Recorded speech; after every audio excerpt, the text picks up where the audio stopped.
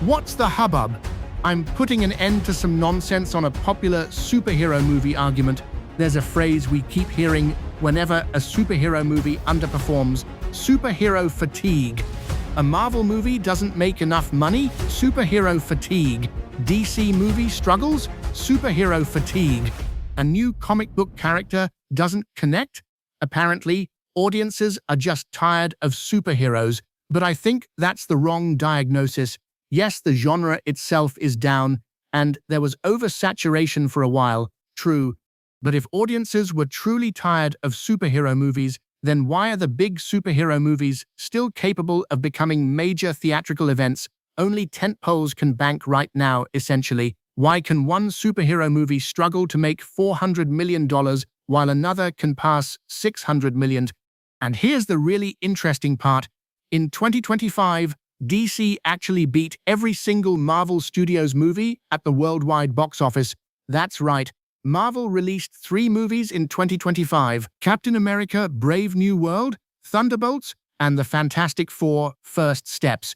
None of them crossed $600 million worldwide. Captain America finished at roughly $415 million, Thunderbolts finished at around $382 million, and Fantastic Four, Marvel's biggest movie of the year, finished at roughly $522 million. Then DC released Superman, and it finished at approximately $619 million worldwide, making it the highest-grossing superhero movie of 2025 and outgrossing all 3 Marvel releases individually. Now, that doesn't mean DC has suddenly conquered Marvel. It doesn't mean Marvel is finished.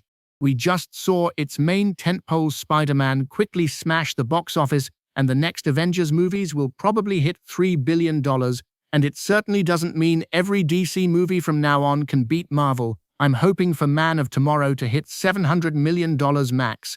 But it does tell us something extremely important. The audience hasn't fully abandoned superheroes yet.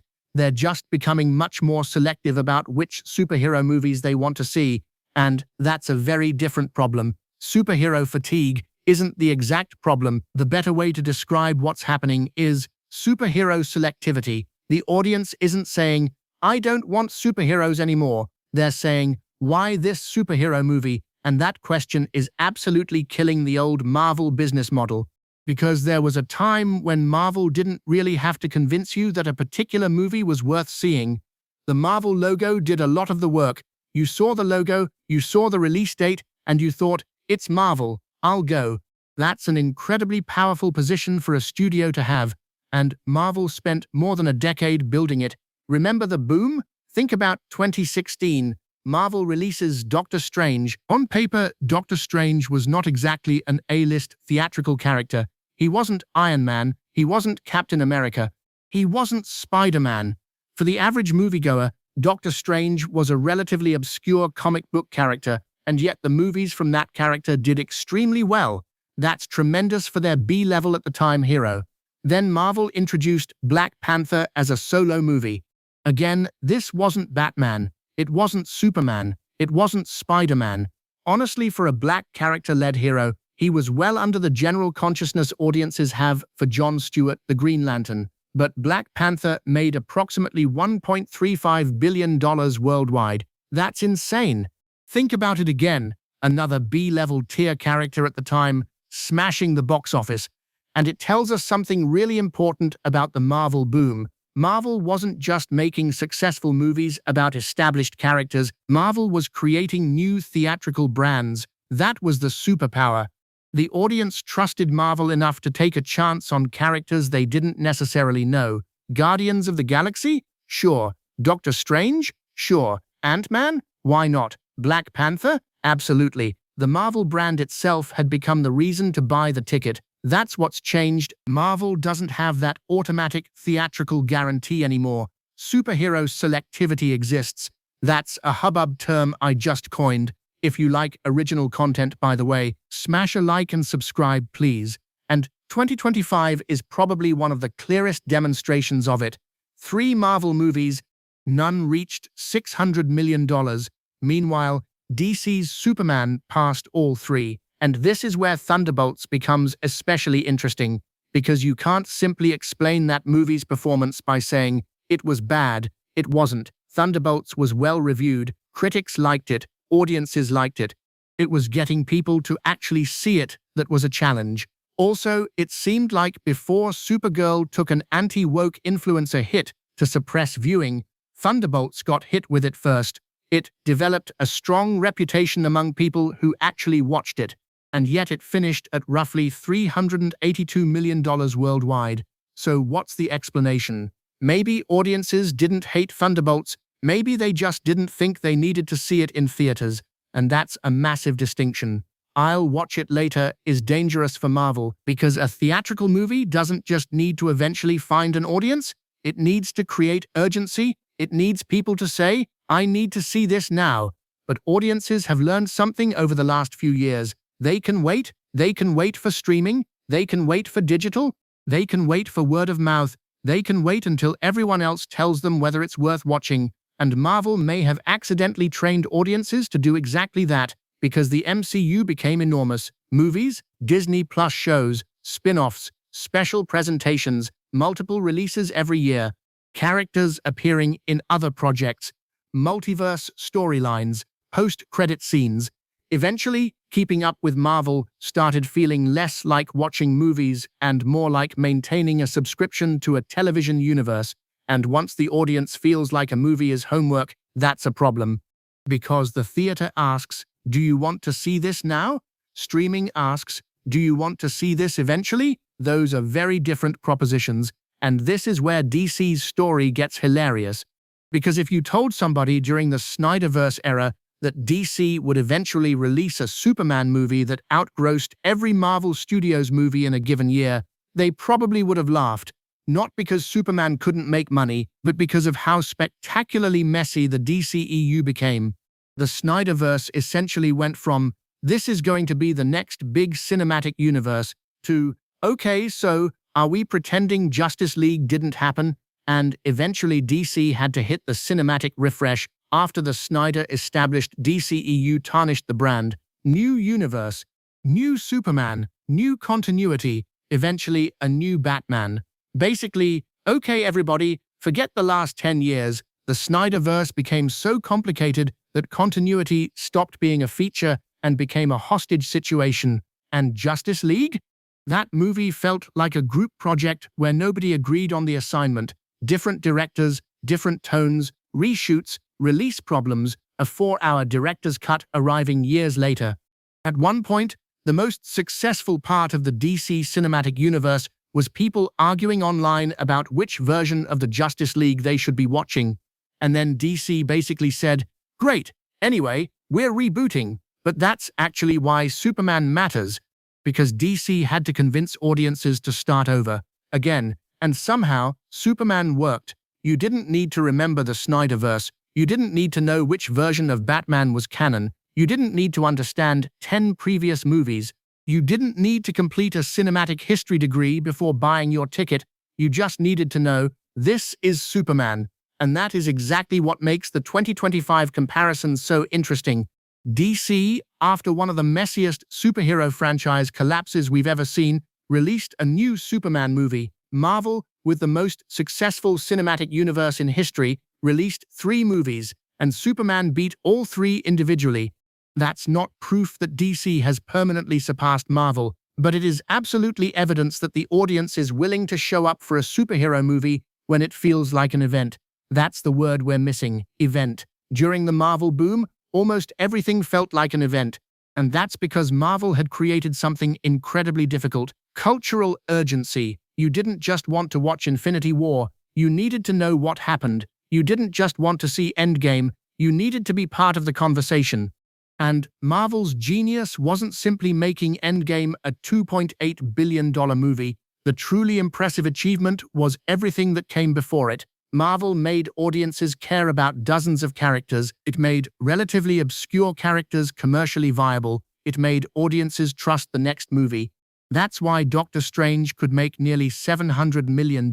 That's why Black Panther could make $1.35 billion.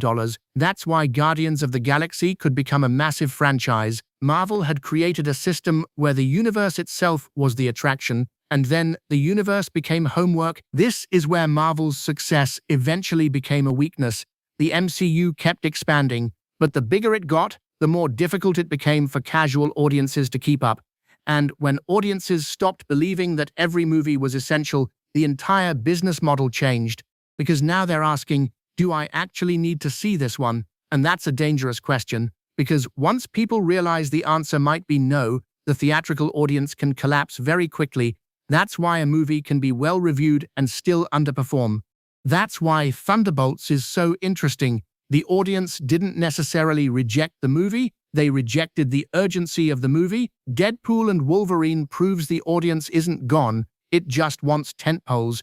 And there's perhaps no better evidence against the simplistic superhero fatigue argument than Deadpool and Wolverine. That movie made roughly $1.3 billion worldwide, so clearly audiences hadn't collectively decided we're done with superheroes.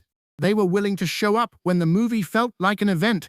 It had Deadpool, it had Wolverine, it had nostalgia, it had spectacle, it had a giant cultural hook. People knew exactly why they needed to see it. That's the difference. The bar has gone up. The audience used to see a superhero movie and think, it's Marvel. Now they see one and ask, what's special about this one? That's the new standard. And honestly, that's probably healthy for the genre, because Marvel can't rely on the logo forever. It has to make individual movies worth caring about. Better characters, better villains, more distinctive worlds, stronger concepts, less homework, more personality, and most importantly, more reasons to see the movie now instead of waiting for Disney+. Doctor Strange and Black Panther prove the answer, and this brings us right back to the two movies that prove the superhero fatigue argument isn't quite right. Doctor Strange, Black Panther. These weren't traditional A-list superhero properties on the level of Batman, Superman, Spider-Man, or the Avengers, but Marvel made them feel important. They had distinct identities, they introduced audiences to new worlds, they had characters people cared about, they felt different, and the audience rewarded them. That's what Marvel needs to rediscover, not necessarily another giant crossover, not necessarily another $2 billion endgame, but movies that make people look at the poster and immediately think, I have to see that. So is superhero fatigue real? Yes, but only if we're using the term very loosely. Audiences probably are tired of some aspects of superhero culture. They're tired of endless, interconnected stories. They're tired of homework. They're tired of movies feeling interchangeable. They're tired of being told that every new release is the most important chapter yet. But I don't think audiences are tired of superheroes themselves, because the evidence doesn't support that. Deadpool and Wolverine made over $1 billion. Superman became the biggest superhero movie of 2025. And during the previous boom, movies like Doctor Strange and Black Panther proved audiences would turn relatively unfamiliar superheroes into massive theatrical franchises. So the real problem isn't, nobody wants superheroes anymore. It's, nobody automatically wants every superhero movie anymore, and that's a huge difference. Marvel has to earn the event again after nostalgia of Avengers breaks box office records. For years, Marvel could sell the idea of the next Marvel movie. Now it has to sell the specific movie. That's much harder, but it might also be exactly what the genre needs, because the audience isn't gone. They're just more selective. They want something that feels different. They want something that feels important. They want something they can't get the same experience from watching at home 3 months later. They want a reason to participate, and that brings us back to 2025. DC, a franchise that once needed a cinematic reboot after the spectacularly messy ending of the DCEU, released Superman and beat every Marvel movie at the box office. Meanwhile, Marvel released 3 movies and none crossed $600 million. That's not the death of Marvel. It's not the death of superheroes. It's something much more interesting. The old rules are gone. The Marvel logo isn't enough anymore. The cape isn't enough. Continuity isn't enough. Being part of the MCU isn't enough. The movie has to earn the ticket. It has to create urgency. It has to feel like an event, because the audience isn't saying, we don't want superheroes. They're saying, give me a reason to care about this one. And honestly, that's not superhero fatigue. That's the superhero genre growing up. Let me know in the comments below about your thoughts on superhero selectivity instead of blatant fatigue. If you want to help a small community out, appreciate sharing the video, hitting like, subscribing, and tapping the notification bell. It lets you know right when new content will be launching. With that, it's today's hubbub. Thanks for watching, and take care of yourselves and others.